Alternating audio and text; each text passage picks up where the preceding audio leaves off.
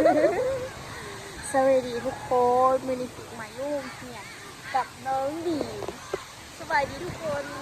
องดีตอนนี้น้องกิ๊กเข้ามาเนี่ยต้องคนแม่งูครูบ่มีแค่นี้แต่ว่าเขาก็รักท่ายเพราะว่าการจับตามันที่เรา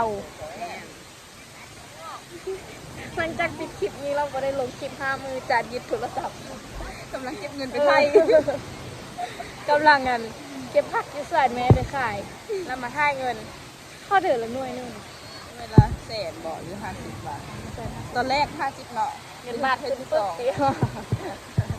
อ้าวแล้วถ้า100,000คะแนน200เป็นหรอ150มา100 นึง 100บ่หรือ200เลยโอ้อาจารย์ไปเข้าไปในห้องที่ดีกวดเขาจะปิ้นกระโตเขาเลยเราเห็นเขาลิ้นโทรศัพท์อยู่ตลอดสิเพื่อเราเห็นเอาเลยทุกคนเขาอยู่ในกัด2 คนจับกล้องมาถ่ายต่อเบิ่งเลยทุกคน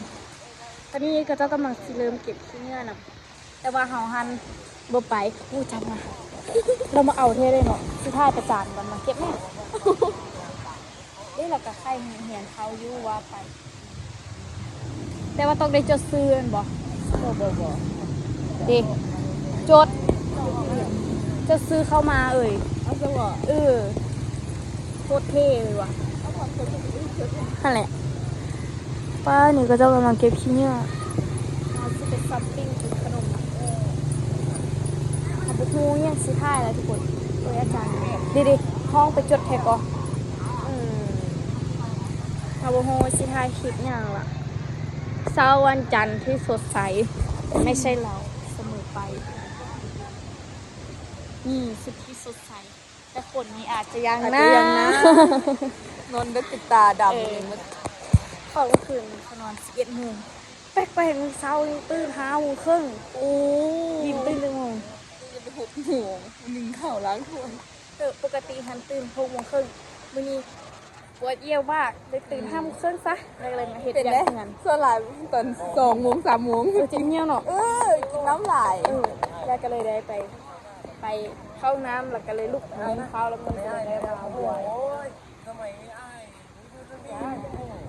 พวกเนี่ยเฮาปีนี้บ่ค่อยม่วนปานใดทุกคนพวกมีผู้ใหญ่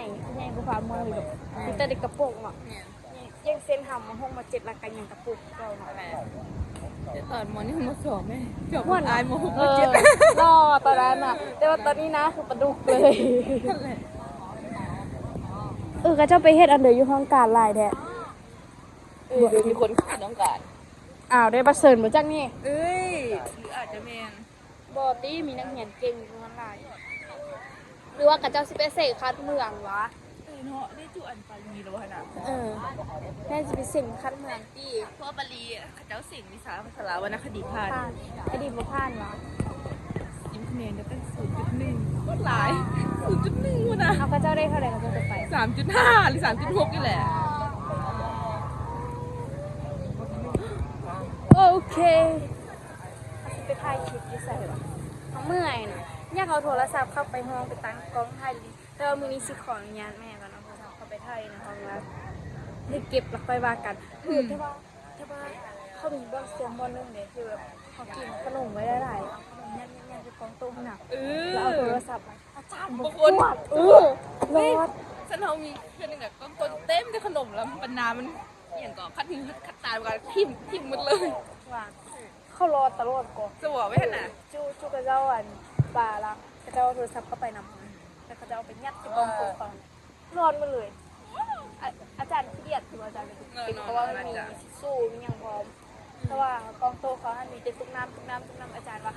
จะเป็นกินไล่ให้ไล่วานเนาะเอาไปชิมในแม่กองโตสั่งแต่ว่าเขาก็บ่ชิมคือเราเอาไว้เสื่องเบิกมื้อนี้แต่ว่าตั้งแต่เปิดโรงเรียนมามีแต่เอาเข้าตอนแรกเคยเอาเข้าไปหลายเทื่อแล้วก็เสื่องไว้กระเป๋าอาจารย์กับคนไปมันมีห้องนึงกระเป๋าอีกตัวทุกคนกินฮอนเหียนแล้วนะทุกคนเนาะเซ็งแต่เช้านี้ค่ะนะว่าสิถ่ายคลิปให้ทุกคนเบิ่งแต่ว่ามื้อเช้านี้ระเบียบแข็งแห้งว่าอาจารย์เฝ้าทุกจุดบ่ได้ลิ้นฮอดโทรศัพท์ตามหลังจากที่กันถ่ายคลิปตัวนั้นไปแล้วภาพตัดย้อนอาจารย์เห็นทุกคนเลยบ่ได้ถ่ายต่อเดี๋ยวสิได้ไปถึกปรับใหม่ถ้าปรับใหม่เงินนี้บ่พอบ่บาดใดทุกคนแต่ว่าตัดคะแนนขับบ่ได้จ กิ๊กอยากถ่ายตอนกิ๊กเข้าห้องอยู่แต่ว่ากิ๊กสัมบ่สามารถถ่ายได้นั่นก็ว่าจานเข้าละจานเก็บโทรศัพท์อย่างกฎระเบียบตลอดเลยกฎระเบียบของเรียนกิ๊กน่ะแล้วก็คือตอนนี้กิ๊กกลับมาเฮือนแล้วทุกคนฮ้อนแห้งแล้วก็แต่ว่ากลับมาตอนนี้เป็นตอนแรกเราทุกคน กิ๊กเจ็บคอนี่นะทุกคนกิ๊กก็เอาหลายไปได้เพราะว่ากิ๊กเป็นหอวิดานอยู่นี่แล้วตอนนี้ก็คือเหือนกุ๊กกิ๊กทันกำลังสร้างเราทุกคนเนาะสร้างเหือนขัวเพราะว่าเตรียมที่จะฮับอันเฮ็ดเพื่อเฮ็ดบุญบานเพราะว่าจะมีคนมาหลายแล้วเหือนครัวยังบ่พร้อมเพราะว่ามันต่ำทุกคนเดี๋ยวจักหน้อยเขาจะมาแล้วหัวสิต่ำเติ้ง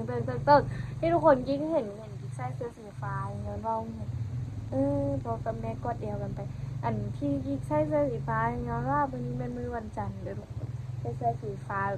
ยิ้มแย้มแจ่มใสเป็นคนบ่แจ่มใสเพราะว่ายังเป็นไข้อยู่ตอนนี้หิวข้าวแห้งทุกคนคือกิ๊กกลับมาเฮือนกะค่ะ4 โมงปลายแน่ๆก็ฮอดเฮือนบ่แม่นง่ายอีกเด้เดี๋ยวกิ๊กสิถ่ายคลิปเท่าเฮือนกิ๊กให้เบิ่งแต่ว่าก็อภัยในความทุกข์หลายๆ นี่ทุกคนอันนี้เป็นบรรยากาศที่มันที่ถ้วยกองอยู่นี่ยังบริลางเลยจริงเลยที่สีดังไฟนึงประมาณดังไฟเอาตัวเศษเล็กทุกคนเศษเล็กเศษติงเอาโตมาบ่มีคนอยู่คิดว่าออกไปถ่ายบ่ได้เนี่ยก็จะเปิดเพลงตัวเอาเมื่อไหวแท้แม่แล้วนี่ทุกคนอันนี้เหือนพวกน้องกิ๊กเองแล้วเพิ่นกำลังซีเฮ็ดอันนี้ใหม่แต่ก็สิล้างถ้วยเมียนเหือนเมียนซานมื้อเขาจะมาเฮ็ดแล้วจึงบ่หกอีกจักสิเมียนเอาอันนี้ไปไว้สิเด้อเดี๋ยวกิ๊กสิคิดคนก่อนบ่อยากให้มันหกอยู่นี่นะรู้สึกว่ามันบ่งามกิ๊กอยากเอาเครื่องมาลงตุงนางนี้ออกหมดที่เหือนกิ๊กเป็นจังซี่นี่ย้อนว่าเหือนกิ๊กมันเป็นเหือนเก่าเหือนแก่แบบมีเครื่องเก่าแก่หลายยังเส้นสุมยังเป็นหวิงแล้วแกตะนางอันดือเป็นคงที่ห่านนะไม่อยากชิมเหมือนอยากเก็บสะสมไว้ใจนึงก็อยากชิมเพราะว่ามันถกทีนึงก็ไม่อยากชิมเพราะมันเป็นเครื่องเก่าแก่เพราะว่าถ้าเราชิมไปแล้วเราสิบมีโอกาสได้เห็นอีกที่เซนตู้หิ้งอันนี้ก็อายุก็สิประมาณราวๆประมาณโลหลาย10 ปีเติบไม่ตู้มัดแล้วไม่ตู้ไปทิ้งใส่กระเป๋าอยู่นะอันนั้นฮะไปบอกจากเธอกับบ่ฟังเอาไปทิมโลดเอามิเต้เราเธอพี่ตู้กับไปทิมหันใครก็นำมาพวกกลางบ้านละวะมัดเอาไปทิมหันไปบ่แล้วจะสิทอกใส่พี่ตู้บ่ฟังความพี่น้องพี่น้องค่อยเมื่อยแห้งพี่ตู้ฟังความนี่นะเราสิทิมเราทิมใส่ว่าแป้งกินนี่แล้วรู้สึกว่าแขกคนมาแล้วมันบ่งามนะไปตู้บ่ทอกคันเด้อเมื่อยน้ำเพิ่นแต่จึงน้อยหลังคานี่กันแล้วค่ะแต่ว่าก่อนอื่นเมื่อทันกิ๊กสิขออนุญาตมาดังไฟนะคะล้างถ้วยล้างบ้วงกันเด้อ PPFC ล่ะจึงกิ๊กสิมาถ่ายคลิปให้ทุกคนเบิ่งต่อเขาปัดพามาทิศถึงแม่ไซกับการทำภารกิจนั่นก็คือมาเก็บหอมให้เราเบิ่งก้อนนึงเดี๋ยวเราเบิ่งสตรอเบอรี่ก่อนนะเธอมีสตรอเบอรี่ลงเหลืออยู่นี่โอนน้ำปูนถึงแม่เฮ็ดห้องน้ำอยู่นี่แล้วน้ำปูนถึงมันสิตายปะอีกบ่นี่กิ๊กอยากเฮ็ดสวนสตรอเบอรี่นะแต่ว่าบ่มีเงินเฮ็ดที่เป็นคนนึงที่มากินสตรอเบอรี่ตอนไปไทยหั่นสตรอเบอรี่แซ่บแล้วเทปจีมันซื้อมาให้แต่ว่าตอนนี้อยากกินอีกอันนี้แม่นมะเขือเทศส่วนแม่น้อยๆดิส่วนแม่น้อยๆแต่ว่ามีทุกอย่างเลยอันนี้แม่นห้องน้ำที่กำลังจะสร้างตอนหับบุญบานทุกการเพราะว่าอันนั้นนะทุกคนเพราะว่าแบบห้องน้ำที่กิ๊กหนีอยู่ค่ะมันอยู่ในถุงเลยแค่เพื่อจะเข้าห้องน้ำยากสิมันก็เฮ็ดเพื่อตลอดกาลทันแบบเพื่ออย่างฉุกเฉินเพื่อแบบมีคนมาหลายสอบเก็บทางได้ดีทุกคนทางนู้นก็สวยทางนี้ก็สวยอันนี้ก็คือหอมหลาบที่เราปลูก นี่ไงห้องลับสองเก็บห้องลับโอ้ยหนาวสุดแล้วเนี่ยห้องลับนี่กิบปุ้มีค่าตังกองกิบประเทศเลยต้องใช้มือเด็ดว่ะอันนี้มันห้องลับแล้วก็ห้องหออันนั้นมันผักย่างกับหูดื่มผักอันที่จะใส่ยำสลัดนั่นมันจะแซ่บเห็ดน้อยสิไปข้อสลัดเพิ่นมาเห็ดกินข้าวก่อนจัดซองหัวไปเห็ดอันเด็กเอาว่าเด็กกระเปียกแต่ว่าตัวนี้เราต้องตัดหอมก้นแต่ว่าของพันบ่มีข้าวตังกองซีเดซีค่ะตังกองแล้วไปเพจซี่ช่วงนี้บริคอยอัดคลิปลงแล้วไม่นี่ก็คอยไว้อยากคอยเว้าไปเลยจิบคอแห้งคอกิดจนอักเสบคันหุ่นแหงเลยเกี่ยงหางกับไปห้ามอม เป็นคนมั่นขนาดเกี่ยงหางกับไปห้าโมงมาตะกิดกระสิตัดหอมนี่ประมาณมื้อแรงเขาก็น่าจะได้กินตะกี้กระสิบไปล้างถ้วยอีกพระเจ้าหาตีบอกแล้วเด็กอีคอเนี่ยไปตัดหอมกันเลยทุกคนตัดได้พอประมาณหนึ่งแต่ว่าเห็นสิเก็บหอมปลอมอีกเพราะว่าเอาหอมปลอมไปซอยใส่หาต่อหัวแม่กับปูหอมปลอมคือกันหอมได้นี่หอมปลอมเอาหอมปลอมไปซอยใส่นะอันก็เปียกทุกคนคลิปตอนเช้าต่อตอนแรงแต่งกินแล้วก็กินข้าวต่อเลยคลิปปุ๊บกินคือเช้านี้แรงจังถ่ายคลิปบุได้อาจารย์ไล่จับโทรศัพท์กิกยุบแล้วก็สิมาเด็ดหอมอันนี้ในบุหัวสิเอาอยู่สิถ้าทานแม่ก่อนตัวนี้มาสิไปเอาหอมผักสลัดก่อนให้ทุกคนคลิกมาค้ามาเอาผักน้ำซ้อหิงไปเฮ็ดกินไปอันกินกับอันเด็กกว่ากับกะปิอ่ะตอนนี้ฟ้าลมมาแหงอีกแล้วทุกคนเมื่อนั้นกับตะยานพายุเข้าอีกละเสียเรียบอกบักอายมาอ้ำทำเลยหัวห่าวกับประมาณปีจะนี่ปึ๊บไปอ้อพายุมาคั้นหุ่นแหงเลยทุกคนแรงมากพายุอีหยังอันนี้นี่เดี๋ยวซีเขี้ยวไปเห็ดเวียกก่อนเดี๋ยวซีบ่ได้กินเขาเลยเงินหัวแห้งบ่มีแล้วค่ะป้าทุกคนมึงพายุแม่ป้ามึงแม่มึงนะนี่อย่างอันนี้ปิวไปหมดเลยมึงแม่ตะยานแห้งแม่พ่อยังบ่มาปะนี่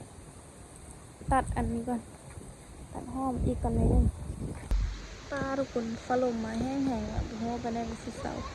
ตอนนี้บ่ฮู้ว่าสิกินข้าวแรงได้บ่เจ็บคอแห้งแล้วตอนนี้ล่ะกินน้ำก็บ่ได้ก็บ่ได้นะเจ็บแห้งปากได้ซ้ำนี้เจ็บลี่เหรออีหยังบ่ดินึ่งข้าวฮะมาอันเด้อไปเบียร์ก่อนเงินพ่อลุงสำเร็จแล้ววะพ่อลุงยังเซียนเล็กทุกคนตกมาตอนแรกมีท่าคลิปมาวให้ทุกคนเบิ่งเลยทันจับกล้องตอนแรกท่าตอนนั้นแล้วก็คือเดี๋ยวกิ๊กสิไปอาบน้ำกินข้าวแล้วก็สิขึ้นไปนอนทุกคนกิ๊กเจ็บคอแห้งเลยอยู่นี่เนาะมันจีมันจะเป็นโผล่ขึ้นมาแล้วคือน้ำลายมันเจ็บไปตอนนี้ทุกคนแล้วกิ๊กก็สิไปกินข้าวกินยากินน้ำมันก็อาบน้ำนอนมันก็พักผ่อนทุกคนเดี๋ยวคลิปนี้กิ๊กขอตัวลาไปก่อนเด้อถ้าพี่ๆ FC มาที่นี่อย่าลืมกดไลค์กดแชร์กด Subscribe ให้กิ๊กเด้อเจอกันคลิปวิดีโอหน้าทุกคนกิ๊กจะพาทุกคนไปเดี๋ยวมื้อหน้าจะพาทุกคนไปทองเห็นไม่มีเลยที่บุมีคนรับอยากกันทุกคนมือมีโทรศัพท์เกือบหาย เดี๋ยวไปก่อนทุกคนคลิปนี้บ๊ายบาย